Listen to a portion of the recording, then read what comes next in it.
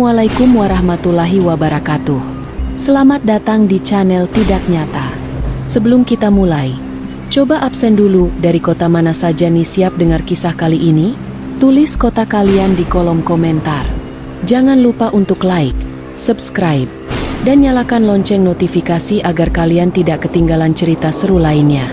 Siapkan nyali kalian. Mari kita mulai ceritanya. Setelah masakan matang semua, Sundari pun membuka warungnya seperti biasanya.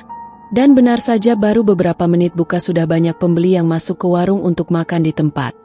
Bukan hanya dari warga sekitar tapi banyak juga dari para pengendara mobil atau motor yang lewat jalan raya di depannya. Duh Gusti, beneran rame warungmu ini enduk. Dari tadi orang makan di warungmu tak henti keluar masuk terus loh. Ucap Mbak Yuni merasa bangga pada adiknya itu. Iya mbak, makanya kalau ndak ada yang bantuin capek banget loh. Jawab Sundari sambil melayani pembeli. Yo wes aku kerja bantu-bantu di sini terus yonduk. Biar ada pemasukan, enda hanya mengharapkan bojoku terus.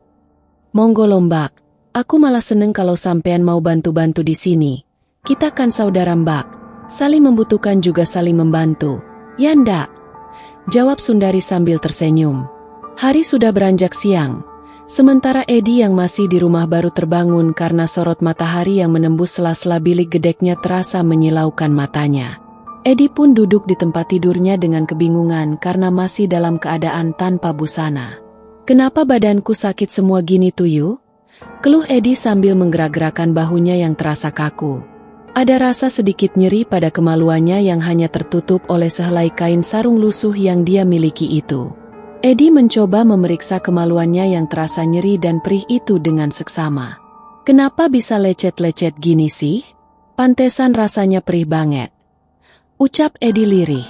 Edi pun pelan-pelan beranjak dari tempat tidurnya, meraih pakaiannya yang tergeletak di dekatnya lalu memakainya dan mencoba keluar kamar, walaupun harus berjalan ngangkang, karena rasa nyeri dan perih di kemaluannya itu. Dengan tertatih-tatih Edi pergi ke bilik atau kamar mandi miliknya yang tempatnya memang di belakang dapurnya dan tepat di luar rumah, untuk mandi agar tubuhnya terasa segar. Saat satu gayung air menyiram tubuhnya, Edi merasa tersentak, karena tubuh yang terkena air itu terasa perih sekali hingga sejenak dia berhenti menyiram tubuhnya. Setelah berhenti sejenak dia pun meneruskan mandinya tanpa mempedulikan rasa perih, ngilu dan pegal di tubuhnya itu. Selesai mandi dia pun segera mie instan dengan menyeduh pakai air termos yang sudah tersedia, lalu membawanya ke ruang tamu. Sambil menunggu mie seduhannya empuk, Edi mencoba mengingat kejadian semalam yang telah dia alami. Iyo, semalam aku kan tidur dengan seorang perempuan cantik, putih dan bahenol, tak kira cuma mimpi, ternyata beneran toh, pantesan barangku sampai lecet-lecet gini. Mungkin karena perempuan itu terlalu liar dan sangat bernafsu padaku, ucap Edi lirih sambil senyum-senyum sendiri. Tapi perempuan cuantik itu sopo yo? Kok yo mau tidur sama aku yang hanya wong deso itu? Dan dia juga tidur di kamarku lo semalam. Lirih Edi dengan rasa penasarannya. Edi menoleh ke tanggalan yang tertempel di dinding gedek rumahnya itu lalu mengamati dengan teliti. Oh alah, semalam malam bulan purnama penuh ya? Jangan-jangan perempuan cantik semalam yang tidur denganku itu adalah Kanjeng Ratu. Batin Edi sambil manggut-manggut. Kalau yang datang minta tak setubuhi secantik itu dan bodinya bahenol gitu, jadi ndak sabar nunggu malam bulan purnama lagi. Ucap Edi sambil tersenyum membayangkan perempuan yang tidur dengannya semalam, karena di matanya itu adalah seorang putri cantik jelita bukanlah manusia berbadan ular seperti yang dilihat Sundari. Andai Edi tahu makhluk seperti apa yang bersetubuh dengannya semalam, pasti dia akan ketakutan dan trauma. Bapak hendak nyusul ibu ke warung topak? Tanya Anggi yang baru masuk ke rumah pulang dari sekolahnya itu siang itu. Badan bapak sakit enduk. Rasane koyo remuk ini loh. Jawab Edi dengan santai. Ya sudah Anggi mau ganti baju terus nyusul ibu wae pak. Kasihan ibu jualan sendiri. Balas Anggi sambil buru-buru ganti baju di kamarnya lalu keluar lagi. Anggi pergi ke warung ibuk dulu yo pak. Pamit Anggi sambil mencium tangan bapaknya yang sedang duduk bersandar di kursi usang ruang tamunya itu. Dengan berjalan kaki seperti biasanya, Anggi menyusul ibunya ke warungnya yang memang jauh jika ditempuh berjalan kaki. Namun karena sudah terbiasa, Anggi merasa senang saja. "Ibu, Anggi nyusul," seru Anggi saat sampai di warung ibunya itu. "Lo kamu sendirian nyusul ke sini, Enduk? Bapakmu kemana?" tanya Mbak Yuni menyambut ponakannya itu. "Bapak sakit Bude, kok Bude ada di sini?" jawab Anggi sambil mencium tangan budenya itu. "Iyo Enduk, mulai sekarang Bude akan bantu-bantu ibumu di sini." "Astik, kalau ada Bude pasti ibu ndak begitu capek todel. Kamu juga sudah ndak perlu cuci piring lagi Enduk. Itu budemu bawa Mas Yanto yang bantu cuci piring," ucap Sundari sambil terus melayani para pembeli. "Kamu makan di dapur sana. Ada ayam goreng kesukaanmu di meja. Setelah itu bantuin Bude ngelapi meja," yol perintah Sundari pada putrinya itu. Anggi pun duduk di dapur sambil makan sepiring nasi berlaukan ayam goreng kesukaannya. Dari kejauhan Yanto memperhatikan Anggi yang sedang lahap makan pakai ayam goreng itu. Dengan air liurnya tak tertahan. Entah sudah berapa tahun dia tak menikmati rasanya makan daging ayam. Terakhir dimakan ayam goreng itu waktu kecil pas ibunya menikah lagi dan mengadakan syukuran di rumah neneknya. Selesai makan, Anggi mencuci piringnya sendiri. Namun ditegur oleh Yanto. "Biar saya saja yang cuci piringnya, Dek. Taruh di situ saja ya," ucap Yanto. "Enggak apa-apa Mas, sebelum Mas kerja di sini, yang cuci piring sebanyak itu Anggi lo jadi wes biasa," jawab Anggi sambil tersenyum. "Waduh Enduk, daganganmu baru tengah hari gini sudah habis ini. Coba tadi kamu belanjanya banyak," ucap Mbak Yuni sambil manyun. "Yo syukurlah Mbak, jam segini wes habis. Tadinya tak kira sampean ndak datang, yo belonjoku sedikit," jawab Sundari sambil tersenyum. Setelah para pembeli yang makan di situ keluar, Sundari segera menutup warungnya agar tak ada pembeli yang masuk dan mengira masih ada makanan yang dijual. "Yo wes Mbak, mumpung rampugan kita makan dulu yuk," ajak Sundari sambil menuntun baknya itu ke belakang untuk makan. "Leyan, tinggal dulu kerjaanmu. Sini kamu makan dulu," panggil Sundari pada Yanto yang sedang sibuk mengelap piring setelah selesai dicuci itu. "Jeh Bu," jawab Yanto dengan sopan lalu menghampiri Sundari. Sundari sengaja menyendokkan nasi yang banyak di piring Yanto dan menaruh ayam goreng 2 potong di piring itu serta sambal lalu menyuguhkan di hadapan Yanto yang menggelar tikar di lantai lalu duduk bersama Mbak Yuni. Yanto menatap piring nasinya itu sambil tersenyum dan sedikit haru, karena akhirnya dia bisa makan nasi beras dengan berlaukan ayam goreng. Dia pun segera menyantap dengan lahap nasinya itu dari pinggir dengan rasa senang dan sangat bersyukur hingga menyisakan setengah piring nasinya serta sepotong ayam gorengnya. Sundari memperhatikan tingkah Yanto itu dengan sedih. Dia mengingat kelakuannya dulu saat makan ayam panggang pertama kali di warung Rahayu. "Habiskan makananmu itu Le. Kamu pasti belum kenyang kalau cuma makan separuh gitu," tegur Sundari pada Yanto yang senyum-senyum itu.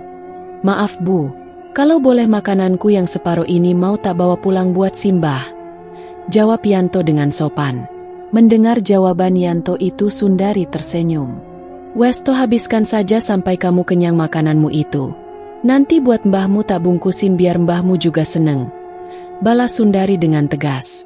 Dengan malu-malu Yanto Peu pun menghabiskan makannya itu dengan senang hati. Karena sejujurnya memang benar dia belum kenyang. "Oh iyo Le, besok kamu libur dulu yo.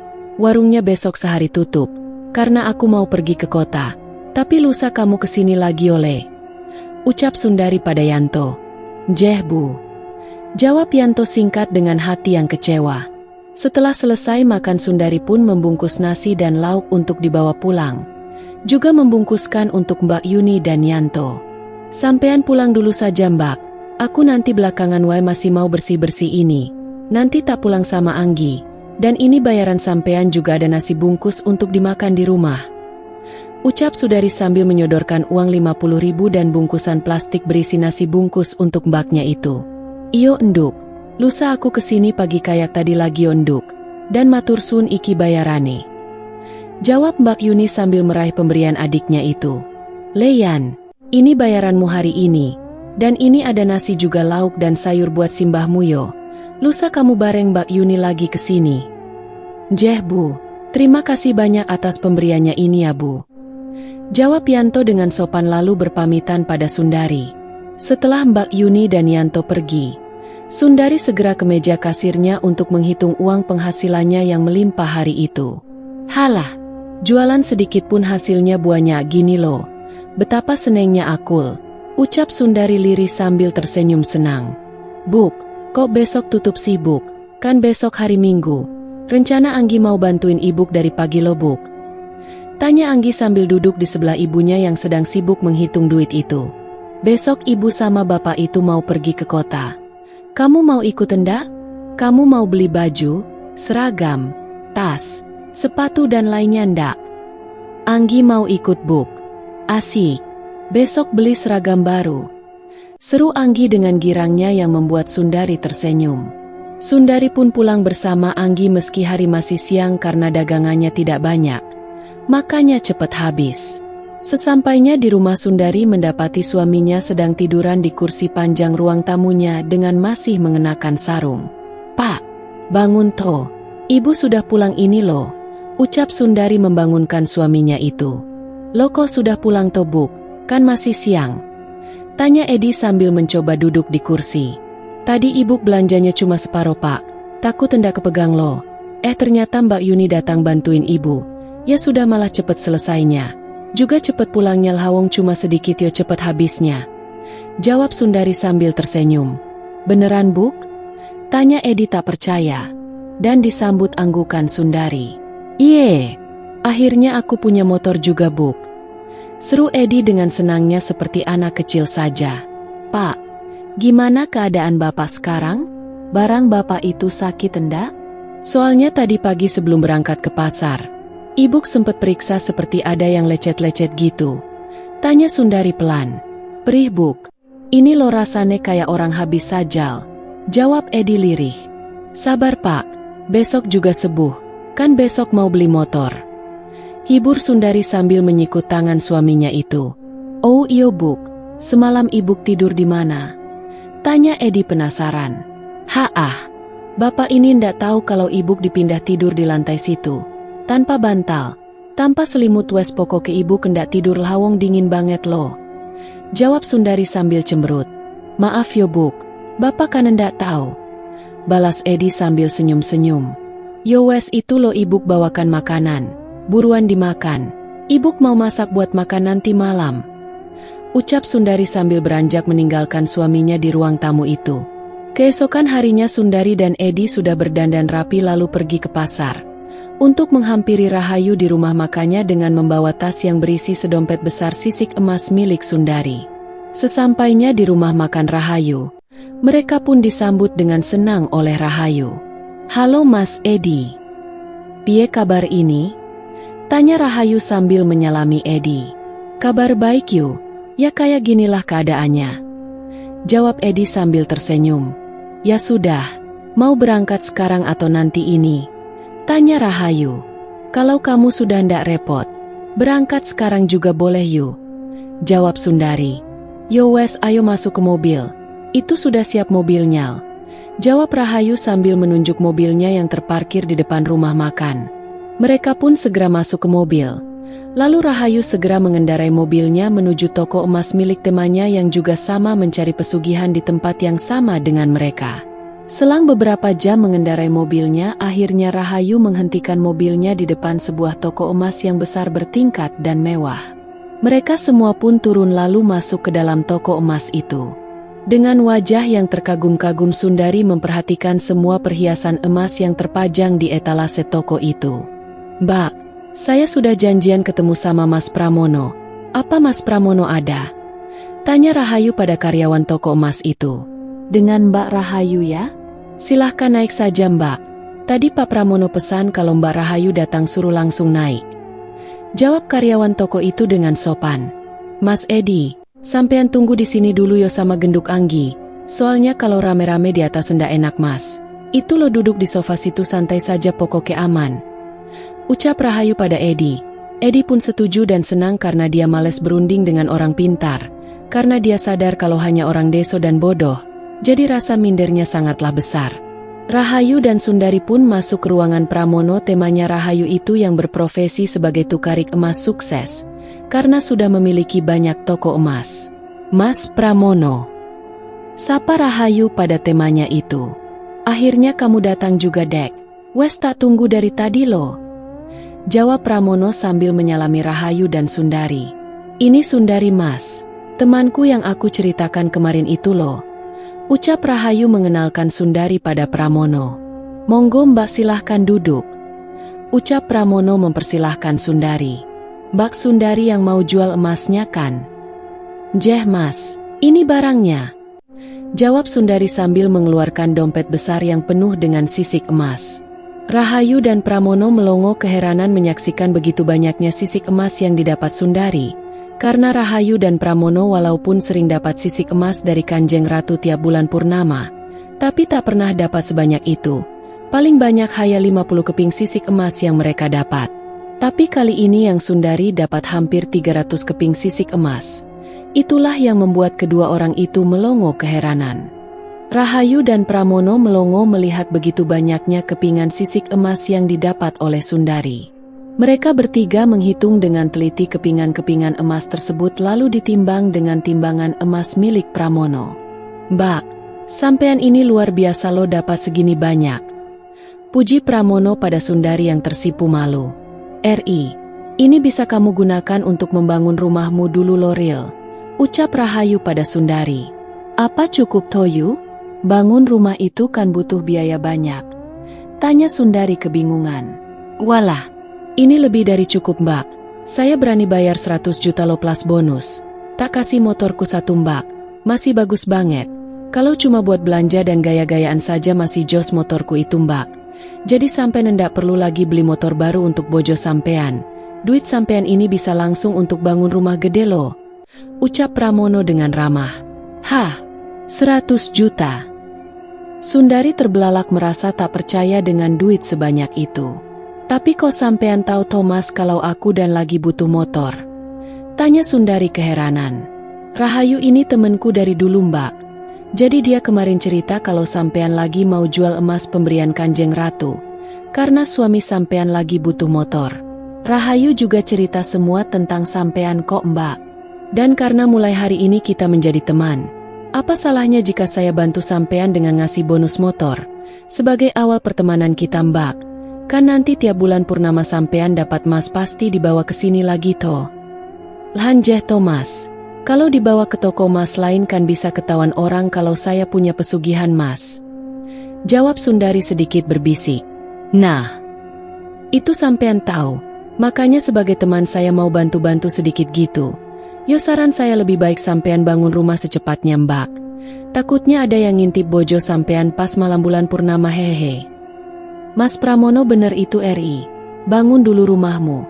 Lagian bojomu itu kan nurut sama kamu, kalau kamu bilangin beli motor Mas Pram aja dia pasti nurut. Motor masih bagus lo RI, jarang dipakai. Kan Mas Pram kemana-mana pakai mobil. Mobilnya saja ada 4 lo, ucap Rahayu sambil memuji Pramono. Ya sudahlah yuk aku manut kamu saja. Yang penting Mas Edi seneng, jawab Sundari sambil tersenyum. Ya sudah Mbak Sundari. Ini duit 100 jutanya sampean simpan baik-baik. Terus monggo ikut saya ke bawah. Kita ajak suami sampean lihat motornya, ucap Pramono sambil menyerahkan bergepok-gepok uang 50 ribuan yang masih gres, baru dari bank. Maklum di masa itu nominal uang terbesar baru 50 ribuan. Belum ada nominal 100 ribuan. Jadi terbayang banyaknya kan jika 100 juta itu seberapa. Sundari menerima uang itu dengan rasa bangganya. Lalu memasukkan ke sebuah amplop besar berwarna coklat pemberian Pramono untuk membungkus uang tersebut.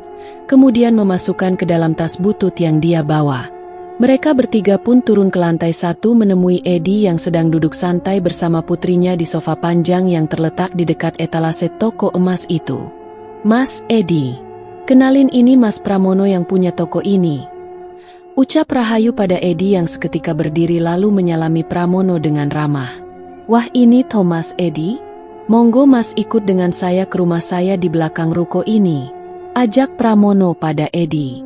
Jeh Pak, jawab Edi singkat sambil menyenggol Sundari penuh tanda tanya. Sudah Pak, ikut saja yuk, Mas Pramono ini orang baik kok. Ayuki ajak Sundari sambil menggadeng tangan Edi dan Anggi putrinya untuk mengikuti Pramono dan Rahayu. Sesampainya di belakang ruko, Sundari dan Edi terpaku sejenak melihat sebuah rumah megah bertingkat lebih besar lagi dari rumahnya Rahayu, dengan berderet mobil pribadi di emperan rumah megah itu. "Monggo masuk Mas Edi, Mbak Sundari, ini rumah saya," ucap Pramono mempersilahkan Sundari dan suaminya masuk. Namun mereka memilih dimperan saja. "Mas Edi, ini lo motor saya yang untuk sampean," ucap Pramono sambil membuka sebuah kain penutup motor miliknya, yang terparkir di dekat mobil-mobilnya. Lalu tampaklah motor yang masih terlihat baru dan bagus. Mungkin memang benar motor itu tidak pernah dipakainya. "Ini motor yang mau kita beli tobuk?" tanya Edi pada Sundari. "Endak Mas, ini motor sengaja saya kasih ke sampean. Sebagai tanda awal pertemanan kita loh," jawab Pramono sambil tersenyum. "Duh Gusti, mimpi opo aku ini, sampai ada orang baik yang mau ngasih motor sebagus ini padaku," jawab Edi dengan haru. "Endak usah gitu Mas. Ini kan juga berkat istri sampean yang mau berbisnis dengan saya. Anggap saja ini bonus untuk sampean. Ini surat-surat motornya sampean pegang," balas Pranomo sambil menyerahkan surat-surat motor serta kunci kontaknya. "Mas Pram, Mas Edi ini belum bisa naik motor. Jadi nanti biar diambil karyawanku ke sini saja terus diantar ke rumahnya Mas Edi," ucap Rahayu sambil tersenyum. "Oh ya sudah kalau gitu. Nanti motornya tak taruh di depan ruko saja," jawab Pramono dengan santai. "Ya sudah kalau begitu. Urusan kami kan sudah selesai ini. Jadi kami mau balik dulu Mas. Soalnya mau langsung antar Sundari ke toko bangunan sekalian," ucap Rahayu berpamitan. "Terima kasih banyak ya Mas Pramont. Sudah begitu baik pada keluarga kami. Kami pamit dulu," ucap Sundari sambil menyalami Pramono lalu berpamitan pulang. Saat Sundari dan Edi berjalan keluar pekarangan rumah besar itu, Rahayu berbisik pada Pramono, "Jangan lupa bagianku Mas." Pramono pun mengangkat jempolnya sambil mengedipkan mata pada Rahayu yang juga segera keluar dari pekarangan rumahnya itu. Luar biasa lelaki itu. Semalam saja bisa dapat 300-an keping sisik emas. Padahal aku paling banyak cuma 50 keping. Tapi tak apa toh jualnya padaku haha. 100 juta itu tak seberapa. Kalau kepingan emas itu aku lebur jadi perhiasan bisa laku 3 kali lipat kok, ucap Pramono sambil tertawa licik. Rahayu mengendarai mobilnya menuju ke sebuah toko bangunan langganannya yang tak begitu jauh dari ruko Pramono, untuk memborong segala bahan bangunan rumah Sundari. "Lo kok ke toko bangunan tubuk?" tanya Edi pada Sundari. "Iya Pak, kita beli bahan bangunan untuk bikin rumah kita," jawab Sundari sambil tersenyum. "Memangnya duitnya cukup tobuk?" "Tenang saja Pak, aman kok," jawab Sundari sambil berjalan mengikuti Rahayu dari belakang. Ternyata semua sudah diperhitungkan oleh Rahayu berapa dia harus mengeluarkan uang untuk membangun sebuah rumah besar dengan segala fasilitasnya. Seluruh biaya bahan bangunan itu semuanya habis 70 juta. Di masa itu bahan bangunan memanglah tak semahal masa sekarang. Masa itu satu sak semen saja hanya Rp5.000. Jadi jika uang 70 juta itu sudah bisa membeli bahan bangunan satu rumah besar komplit. Sundari menyerahkan uang pembayarannya dan menerima kwitansinya dengan senang. "Jadi mulai besok kami kirim semua bahan-bahannya ke alamat ibu ya. Tenang saja kami sangat amanah kok karena Mbak Rahayu ini juga langganan kami dan sudah tahu kualitas barang kami. Jadi ibu juga bapak tenang saja ya," ucap pemilik toko itu sebelum Sundari dan Rahayu pergi. "Rahayu, kalau kamu sibuk, kamu bisa pulang dulu kok. Aku masih mau belanjain baju anakku dulu ini. Mumpung di kota. Nanti pulangnya kami bisa naik angkutan terus ngojek yul," ucap Sundari pada temanya itu. "Bener nih hendak apa-apa kalau aku pulang dulu?" tanya Rahayu. "Endak apa-apa. Maaf lo sudah merepotkan kamu hari ini," ucap Sundari merasa tidak enak. "Santai saja Ri, kamu itu kayak sama siapa saja. Kita ini kan temen dari kecil. Yo wes. Kamu masuk ke pasar sana mumpung di kota kan? Tapi hati-hati kamu bawa duit. Jangan perlihatkan duit banyakmu itu di hadapan umum. Takutnya ada orang jahat," pesan Rahayu pada Sundari. Setelah meyakinkan Sundari dan keluarganya masuk ke area pasar besar di kota itu, Rahayu pun mengendarai mobilnya kembali ke rumah Pramono untuk meminta bagian emas perhiasan yang dijanjikan oleh Pramono padanya jika bisa membawa pelanggan seperti Sundari itu kepada Pramono. Hari itu Rahayu mendapatkan imbalan sekotak perhiasan emas yang bagus dan tentu saja bernilai puluhan juta dari Pramono. Kamu memang pinter, Dek. Bangga lo aku punya teman seperti kamu yang pandai mencari peluang. Pokoknya kamu yang terbaik. Bisik Pramono pada Rahayu sambil tersenyum. Aku gitu loh. Jawab Rahayu dengan bangga. Semoga saja kita bisa ketemu orang-orang seperti Sundari lagi, Dek. Ucap Pramono pada Rahayu yang sedang merapikan pakaiannya itu. Orang melarat itu banyak, Mas. Tapi orang senekat Sundari itu jarang. Dan kita tak bisa percaya pada semua orang. Harus hati-hati. Jawab Rahayu. Betul katamu, Dek. Setahun dapat satu orang seperti Sundari gini saja keuntungan kita sudah luar biasa loh. Ucap Pramono sambil mengambil segepok duit 50 ribuan dan menyerahkan pada Rahayu sambil tersenyum. Ya sudah, ini sudah siang banget. Aku pulang dulu yo, Mas. Pamit Rahayu sambil memasukkan sekotak perhiasan emas dan segepok uang pemberian Pramono itu ke dalam tasnya, lalu pamit pulang. Sementara itu Sundari dan keluarga kecilnya sedang asik berbelanja di pasar kota itu. Semua barang yang mereka inginkan sejak lama, hari itu mereka beli semua. Dari baju-baju bagus untuk Anggi dan segala aksesorisnya, juga baju untuk Sundari dan suaminya, tas, sepatu pokoknya semua yang mereka damba sejak lama, hari itu dibelinya, hingga belanjaan mereka sangat banyak. Setelah puas berbelanja, akhirnya mereka pun pulang dengan naik angkutan umum, lalu disambung naik 2 ojek hingga ke rumahnya. Sesampainya di rumah, Anggi dengan senangnya mencoba semua pakaian yang dibelikan ibunya untuk dirinya itu. Begitupun Sundari yang mulai belajar berdandan memakai alat rias yang baru saja dia beli. Beda dengan Edi yang dari tadi mondar-mandir keluar masuk rumahnya menunggu kedatangan motor pemberian Pramono yang sudah dijanjikan akan diantar oleh karyawannya Rahayu ke rumahnya hari itu. Kok lama ya, Bu? Jangan-jangan orang yang ngantar motor nyasar ini. Keluh Edi pada Sundari. Sabar Topak, mungkin masih di jalan. Kan jauh lo dari kota ke rumah kita ini. Jawab Sundari sambil berkaca melihat wajahnya yang sudah dia rias itu. Buk, nanti kalau bahan bangunannya sudah datang. Terus para tetangga tanya kita dapat duit dari mana buat bangun rumah. Kita harus jawab apa, Buk? Yo jawab seperti biasa saja, Pak. Bilang saja kita utang pada Rahayu. Beres kan? Paling mereka hanya mencibir karena kita banyak utang, Pak, tapi mereka tidak akan mengira kalau kita punya pesugihan. Bisik Sundari pada suaminya itu. Bener juga yo, Buk. Biarkan mereka menghina kita karena banyak hutang asal mereka ndak mengusir kita dari desa ini karena kita punya pesugihan ya, Buk. Jawab Edi lirih sambil tersenyum. Saat mereka sedang asik ngobrol tiba-tiba terdengar suara sepeda motor berhenti depan rumahnya. Motorku datang, Buk. Seru Edi sambil berlari dengan girangnya keluar rumah. Diikuti Sundari dan Anggi. Tampak 2 motor berhenti di depan rumahnya dikendarai oleh 2 anak muda yang sudah dikenal oleh Sundari sebagai karyawan rumah makannya Rahayu. Kulo nun, Buk. Saya disuruh mengantar motor ke sini oleh Bu Rahayu. Ucap pemuda itu dengan sopan. Jeh, Mas. Terima kasih yo sudah mau mengantarkan sampai sini. Soalnya ini bapaknya belum bisa mengendarai, Mas. Jawab Sundari sambil tersenyum. Monggo kunci kontaknya, Pak. Dan kami mau pamit. Ucap pemuda itu sambil menyerahkan kunci kontak pada Edi. Terima kasih yo, Mas. Dan ini ada sedikit rejek untuk mas-mas ini beli bensin di jalan. Ucap Sundari sambil menyerahkan uang 20 ribuan 2 lembar pada pemuda itu untuk dibagi 2. Endak usah, Bu. Kami sudah dibelikan bensin kok tadi sama Bu Rahayu. Ucap pemuda itu sambil menolak pemberian Sundari. Ini rejeki dari saya buat Mas lo. Jangan ditolak. Endak baik nolak rejeki itu. Balas Sundari sambil memaksa memberikan duit itu. Alhamdulillah. Kalau begitu, terima kasih ya, Bu, Pak, dan kami permisi dulu.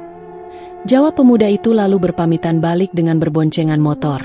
Sepeninggalan kedua pemuda itu, Edi langsung mengelus dan menciumi motornya dengan senangnya. Dari kejauhan nampak Nuning dan Bu Warno memperhatikan tingkah Edi yang menciumi motor itu dengan rasa heran. Apa mungkin mereka beli motor itu yo, Bu? Tanya Nuning pada Bu Warno. Dan opo Ning, mereka ini mau makan saja susah masa bisa beli motor sih? Jawab Bu Warno sambil mencibir. Lo sampean ndak tahu tuh, mereka itu sudah punya usaha rumah makan di perempatan jalan ke kota itu lo, Bu. Modalnya dari Rahayu. Dan aku pernah lewat depan rumah makannya itu. Pembelinya ruame lo bu, ucap Nuning dengan lantang. Mosok Toning kok aku baru tahu yo. Sudah hampir sebulan lo bu, sejak anaknya meninggal dulu itu. Jadi anaknya itu memang sudah sakit semingguan deh bu. Terus pas mulai usaha itu anaknya ditinggal di rumah sama kakaknya yang baru kelas 5 SD itu. Badannya puanas. Anak itu sampai kejang buk. Kedua orang tuanya ndak ada di rumah lagi, kasihan banget deh. Akhirnya dibawa ke puskesmas sama Bude Sarni, di puskesmas meninggal bocah itu. Ucap Nuning bercerita pada Bu Warno. Oh gitu toh ceritanya? Aku sampai ndak tahu. Ngertiku anaknya sakit dan meninggal saja. Yo wes, ayo kita kesana tanya itu motor siapa Ning. Ayolah bu, aku juga penasaran. Jawab Nuning, lalu mereka berdua pun menghampiri Edi dan Sundari yang sedang mengelapi motornya itu. Edi, Sundari, ini motornya siapa? Tanya Bu Warno pada suami istri itu. Bu Warno sama Nuning. Ini motornya Mas Edi bu. Baru aku kredit tadi. Dan ini hanya motor bekas bukan baru. Jawab Sundari berbohong. Oh alah RI. Baru punya usaha gitu saja sudah gaya pakai kredit motor segala. Ucap Nuning dengan lantang dan pedas pada Sundari. Maaf Ning dan Bu Warno. Bukannya kami gaya dengan kreditan motor. Tapi kami sangat membutuhkan untuk belanja ke pasar. Bayangkan setiap pagi jam 4 kami harus jalan kaki keluar desa sampai jalan raya. Terus nunggu angkutan ke pasar. Selain sangat capek juga sangat repot dan lama bu. Jawab Edi menerangkan pada Bu Warno dan Nuning. Oh gitu toh? Yo ndak masalah kalau memang membutuhkan buat usaha mudi. Yang penting jangan telat bayar setoran angsurannya. Kalau telat yo bisa ditarik lagi motormu. Ucap Bu Warno dengan gaya kemayunya. Kami akan berusaha agar tidak telat bayar setorannya bu. Jawab Sundari sambil tersenyum. Oh iya bu, kami ada rencana bangun rumah kami ini dengan duit pinjaman dari Rahayu bu. Jadi jika besok ada yang mengantar bahan bangunan ke sini, mohon jangan berpikir yang tidak-tidak ya bu. Ucap Sundari dengan sopan pada Bu Warno dan Nuning. Astaga RI, Sundari, kamu ini loh, mosok mau bangun rumah kok yo modal utangan. Usaha rumah makan modal utangan dari Rahayu. Sekarang mau bangun rumah pun modal utangan dari Rahayu. Kamu itu mbok yo jangan memaksakan diri to RI. Yang ada kamu itu menyusahkan Rahayu RI. Teman macam opo kamu ini mentang-mentang Rahayu kaya raya dan baik sama kamu terus kamu manfaati gitu yo. Cecar Nuning tanpa henti ngomel ke Sundari. Lahayo kamu ini kenapa Toning? Yang hutang aku. Yang bayar juga aku kok kamu yang ngomel sih? Padahal aku ngutangnya ndak ke kamu loh. Jawab Sundari tak kalah lantangnya. Asal kamu tahu Yoning, utang modal usahaku pada Rahayu itu sudah lunas. Karena daganganku banyak yang beli. Terus Rahayu menawarkan modal untuk membangun rumah. Agar kamu ndak selalu menghina rumahku terus. Dengan cara bayarnya nanti nyicil pun boleh loh. Kenapa harus aku tolak? Kan aku ndak meminta. Jawab Sundari yang membuat muka Nuning memerah karena malu dan emosi. Bu Warno dan Edi hanya pelangap-longo di antara perdebatan kedua perempuan yang sama-sama lantang itu. Sudah. Jangan pada ribut. Endak enak didengar orang to. Endak opo-opo kalau kamu mau bangun rumah RI. Walaupun modal utangan. Asalkan bisa membayarnya kan itu urusan kalian. Yang penting kalau mau bangun rumah lapor dulu sama Pak RT, siapa tahu nanti para tetangga ada yang mau bantu-bantu tenaga. Ya sudah kami balik dulu yo Eri. Ucap Bu Warno sambil menarik tangan Nuning untuk pergi dari rumah Sundari itu. Sundari dan Edi pun saling berpandangan. Lalu mereka tertawa puas menyaksikan reaksi Nuning dan Bu Warno itu. Edi pun segera mendorong motornya untuk membawanya masuk dalam rumah dengan hati-hati dengan rasa hatinya yang sangat senang.